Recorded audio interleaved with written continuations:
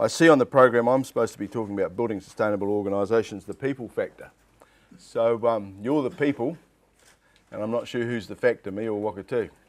But it's great to see you all here, and you know, for us to sort of think about yourselves, extended family.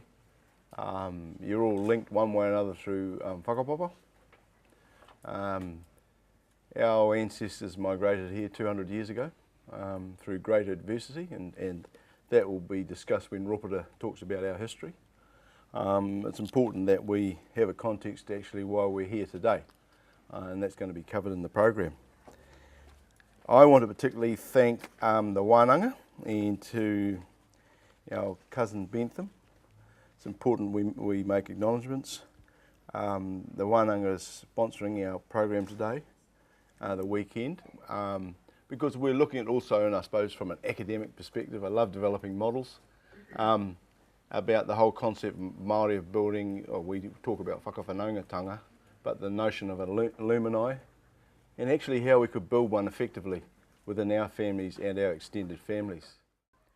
So I suppose with that context, we're probably all tired now thinking about the notion of, you know, how do we as individuals do a startup company, turn ourselves into a business, come and work for an organisation like this or a subsidiary and associate with us.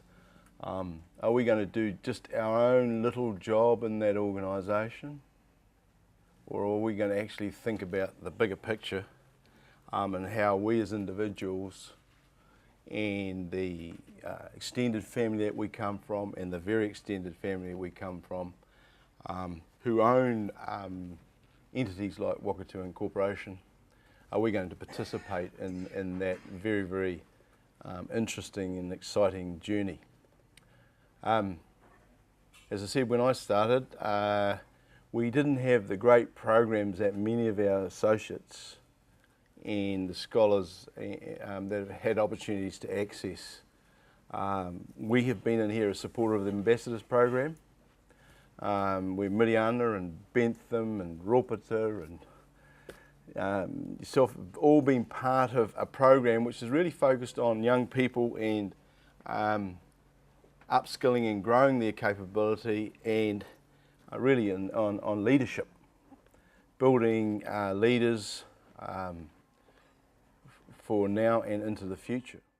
Those types of programs to me are very, very exciting because they're giving a lot of young people when they first started and up to now opportunities to meet one another, people from different tribes, different hapu across the whole of New Zealand, a diversity of skills, whether they be cultural, artistic or commercial, and an ability for them to build a network of Māori, whanaunga, different industries, different whakapapas, and actually build a collegiality amongst themselves and give them a good base for a network that can be a lifelong one, and they can share so many things that they value together. Wakatu's been held together by the original owners that actually pulled it together. They were the foundation of this organisation, the old people that did it hard, and they worked damn hard to create it. They've held it together through to now, and Magui is a classic example, Lynn and Rory. There's many of them that were there in the beginning that believed in the kaupapa and the philosophy of what they were setting out to achieve. The great challenge is to transition that and hand it on to the next generation, and actually what will their belief and their passion for what their parents, what their grandparents built, will they be as connected because they didn't have the same struggles? Will they know the history of the people, the connection to the land, know the stories? Those little things that actually are not about making money. They're not about making money, but they're in my view, the heart and ethos of why we stand here today. So it's quite important in what I'm trying to say to you. I'm not going to talk to you about business and commerce. I'm talking to you about what that big picture is and what part people could play and actually how you could simply connect with one another.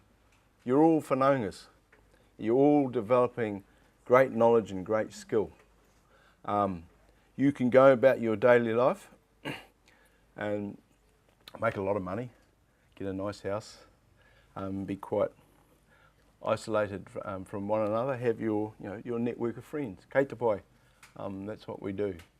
But at some point in time, some of us earlier than later, I'd suggest to you your life will be very enriched by being involved in an organisation like Wakatu. There's others from your great strands of whakapapa that you can make a contribution. The opportunities are very, very exciting, and from a Wakatu perspective, we just want you to understand the total package of Wakatu, because perhaps in the future there's a way forward, an opportunity to work within the organisation or do some work with it, but particularly to maintain the connection with this part of your family. It's important for us to invest and put that effort in, because the importance of that is as a part of our history. Many of our people had to leave this district because of the circumstances of the history, so there's actually few ahika families. And the few ahika families are very staunch, and we've maintained the flag flying, and of course, this is precious to us because we're almost wiped out. And when you're almost wiped from the face of the earth, you don't want to lose with what you build. You want to hand it on to the next generation.